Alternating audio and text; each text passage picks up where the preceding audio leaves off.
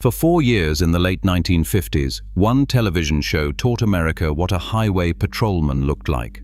A big man in a fedora, barking 10-4 into a microphone, sliding into a black and white Buick, and roaring off after some hoodlum on a California back road. It was one of the most watched syndicated shows in the country. A generation of kids grew up to become real cops because of it, but almost nobody watching ever knew the truth about that car, or what happened halfway through the show's run when the real California Highway Patrol suddenly walked away and took its cars with it. What the producers did next is hiding in plain sight in reruns you can still watch today. Once you know the one detail to look for, you can't unsee it. This is the story of Highway Patrol, the syndicated hit that ran from 1955 to 1959, made Broderick Crawford a household name, and turned a rare California police Buick into a pop culture legend. We've told the story of that Buick before, the 1955 Century Model 68, the CHP-only pursuit car that no civilian could buy. This is what happened next, when Hollywood tried to put that rare car on television every single week for 4 years.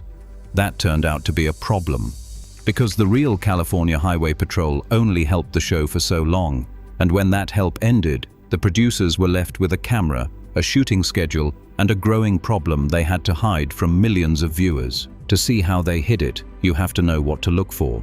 So let's start there.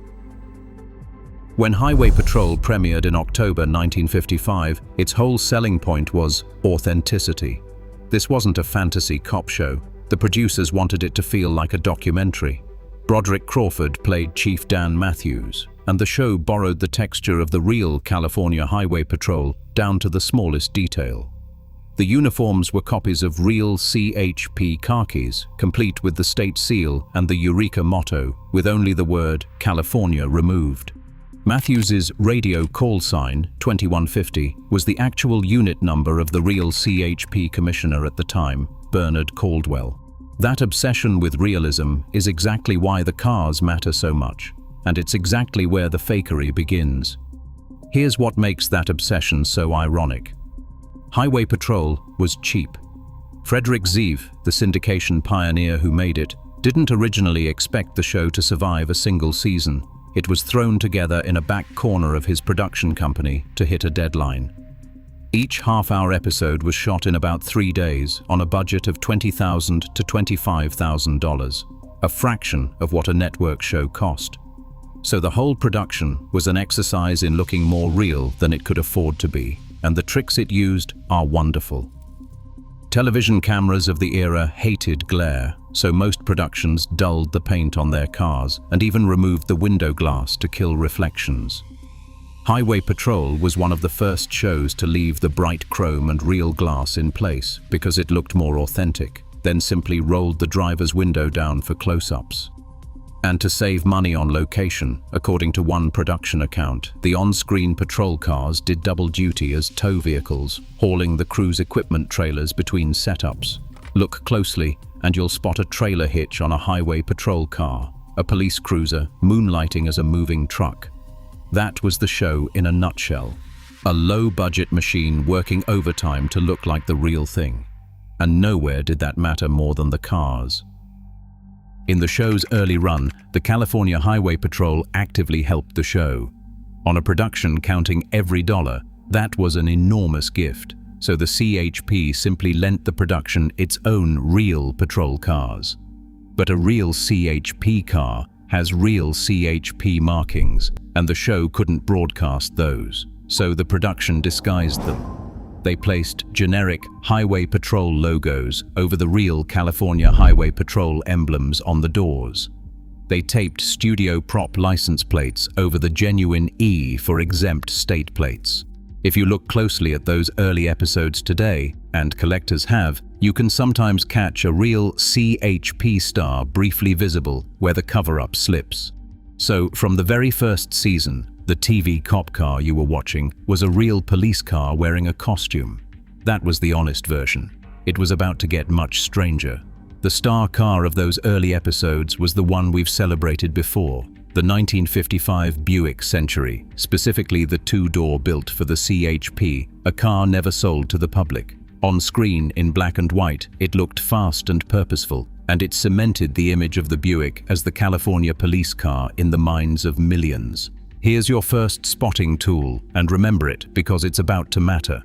A 1955 or 1956 Buick tells you its rank by the little holes on its front fenders. Buick called them Ventiports. The cheap Special had 3 per side. The pricier Century, Super, and Roadmaster had 4. The real CHP pursuit car was a Century, so it wore 4. Keep that number in mind, 4 holes. Because the moment the real cars disappeared, the number of holes on the fender became the tell, the fingerprint that exposes exactly when the show started faking it. In the middle of the 1956 season, it all fell apart. The California Highway Patrol and the show's producers had a falling out, and it had been building for a while. The CHP had lent its name, its uniforms, and its cars to a production that was, by its nature, dramatizing police work for entertainment, and there was growing friction over the storylines and the way the show portrayed the job. But there was another problem too, one that had been embarrassing the real Highway Patrol from almost the beginning, and we'll come back to it because it's the strangest part of the whole story. Whatever the final straw was, the consequence was immediate and brutal for the production. The CHP dropped its support and refused to supply any more squad cars. Think about what that means for a weekly show built on authenticity. One week, you have a fleet of real police cars. The next week, mid-season, with episodes still to shoot and a broadcast schedule that will not wait, you have nothing, no cars, and a lead actor who has to be seen chasing criminals in a police car in 3 days. So the producers did what television productions do. They improvised. They rounded up authentic-looking cars in a hurry, whatever they could get their hands on fast. They found a couple of Mercury 2-door sedans, and for the Buick, the signature car, the one audiences associated with the show, they grabbed the only thing available, a 1956 Buick Super 4-door hardtop. Now, to a casual viewer, a Buick is a Buick. But look at what that substitution actually put on screen. The real patrol car was a stripped, purposeful 2-door. What they replaced it with was a 4-door hardtop, a pillarless, luxury body style from the upscale Super line. For the rest of that season, in a show about hard-nosed highway cops, suspects were being hauled away in the back of a pillarless, luxury Buick Riviera. As one writer put it, a number of bad guys got taken in departing from realism, riding in the luxury of a 4-door Riviera. And here's where your spotting tool pays off. That substitute Super still had 4 Ventiports, so at a glance it looked right. The tell wasn't the holes this time, it was the body. 4 doors instead of 2, a pillarless hardtop roofline instead of a sedan, a luxury car playing a cop. For the 1957 season, the producers gave up on borrowing and got organized. If the real California Highway Patrol would not give them cars, they'd build their own fake ones. The production company ordered brand new cars directly from the manufacturers and outfitted them to exacting Highway Patrol specifications, down to the emergency lighting and the color scheme. They bought Dodge Coronets and new Mercurys and dressed them as patrol cars. These weren't police cars. They were civilian models cosplaying as police cars, accurate-looking replicas built by a television production, not a police fleet. For 1957, they got the details close. But by the 1958 season, the cars on screen drifted from reality again. If you're the kind of person who notices this stuff, who pauses the rerun to count the portholes, then you already know this channel was built for you. Subscribe and stick around because the full lineup of imposter cars is genuinely wild. Once you know the California Highway Patrol walked away, the whole show reveals itself as a rotating cast of imposters. Over 4 seasons, the patrol cars on Highway Patrol included a 1954 Oldsmobile 88, the 1955 Buick Century, a 1955 Ford, multiple 1956 Mercurys, that incorrect 1956 Buick Super hardtop Buick Specials in 1956 and 1957, the cheap 3 porthole cars the show used in the 2 years Buick did not even build a Century sedan, a whole run of Dodge Coronets, and, oddly, a 1958 Buick Century with no portholes at all because Buick had dropped its signature fender holes entirely that year. Oldsmobiles, Mercurys, Fords, Dodges, Buicks high and low. And from 1957 to the very end of the series, the fleet became almost entirely Dodge Coronets. All of these cars, one after another, played the same role. So the honest answer to what car did Broderick Crawford drive on highway patrol is, it depends which week you watched. For a stretch of that show, the famous California cop car wasn't the rare Buick everyone remembers. It often wasn't a Buick at all. But the disappearing cars were only half of what the show was quietly hiding. The other half was the man behind the wheel. There's a second reason you so often see Chief Dan Matthews order another officer to take the wheel, why so many chase scenes cut away from Crawford actually driving. And it's the embarrassment I promised we'd come back to, the other thing that strained the show's relationship with the real highway patrol. Broderick Crawford, the gruff, commanding star of a show about traffic safety, had a serious drinking problem. It's one of the more painful ironies in television history. The man who ended every single episode with a stern public safety lecture, "It isn't the car that kills, it's the driver," was, by numerous accounts, repeatedly cited for driving under the influence in real life. His license was suspended. And the real California Highway Patrol had a private nickname for the man playing their fictional chief. They called him Old 502 because 502 was the CHP's own radio code for driving under the influence. It got bad enough that the show's technical advisor, a real CHP officer named Frank Runyon, was given a second, unofficial job on set. In his own words, he was told to keep that son of a bitch away from a bottle.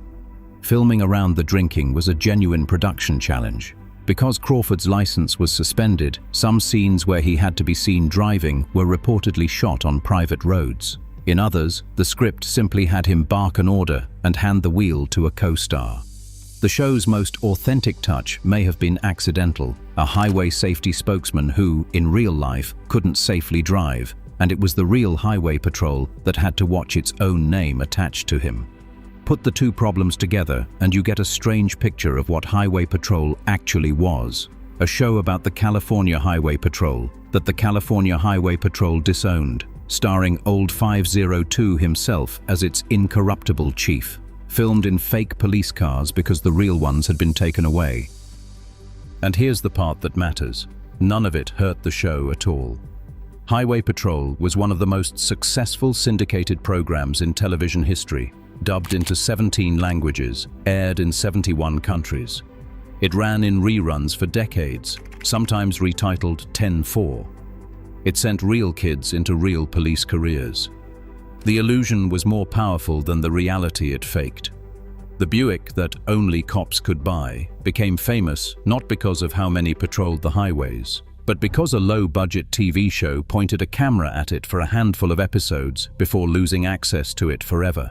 And for a cheap, fast little show shot in the scrubland north of Los Angeles, an astonishing amount of talent rolled through it. A young Clint Eastwood turned up in a first-season episode as a reckless biker named Joe Keeley, one of his earliest credited television roles. Leonard Nimoy, years before Star Trek, appeared twice as two different criminals. Barbara Eden, Robert Conrad, Larry Hagman, all passed through Highway Patrol on their way to fame. Even the writing room hid a legend.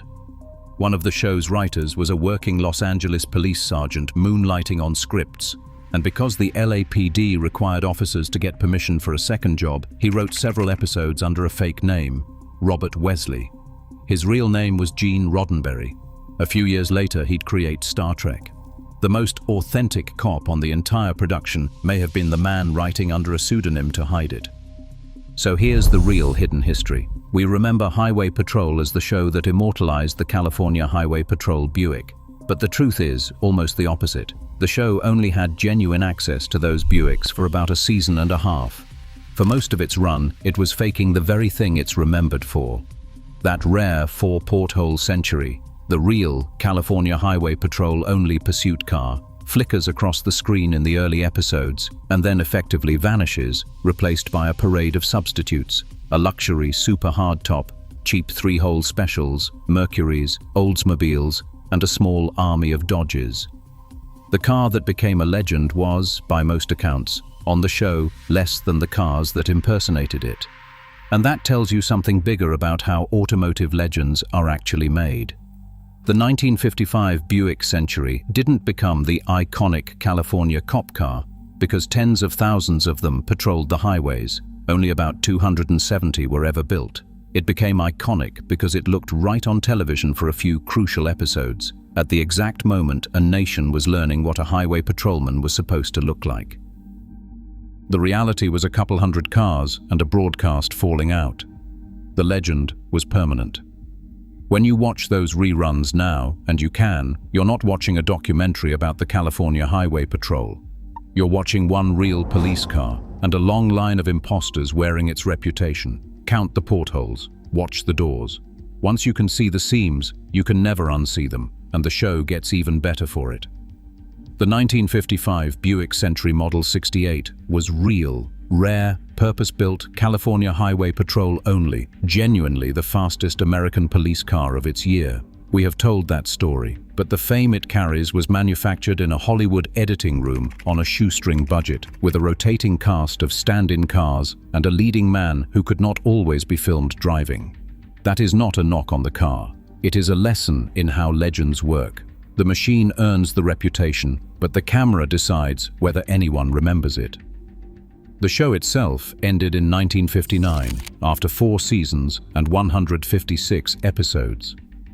Asked why it stopped, Broderick Crawford gave the perfect Dan Matthews answer: "We ran out of crimes."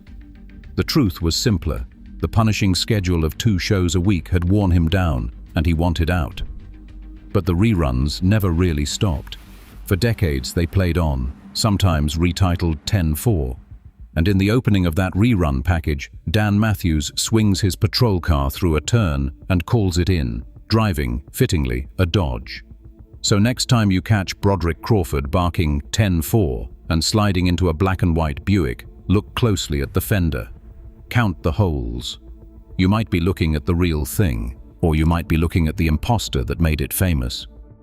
This is Badges and Chrome, the channel that covers the police car's history almost forgot. Subscribe, and I'll see you in the next one.